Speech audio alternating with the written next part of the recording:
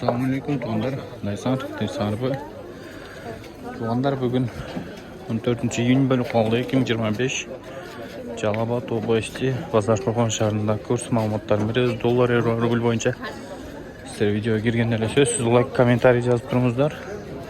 Ondan mesele başladık tuğanlar.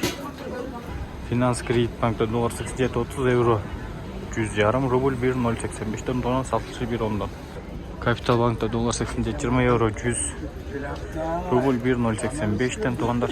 Eldik Bank'ta dolar 87.20 euro 100 rubl 1.085'ten satılışı 1.12 yarımdan.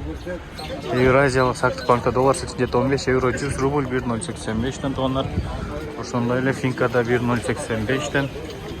Ayl Bank'ta dolar 87.20 euro 100 rubl 1.087'den satılışı 1.13'ten tuğanlar. Bakay Bank dolar 87.30 euro 100 rubl 1.085'ten satılışı 1.12'den. Dostlar, aman bolunuzlar, söz basıp подписаться basıp turunuzlar. Қолдан келсе жақсы комментарий жазып turunuzlar. Aman bolunuzlar.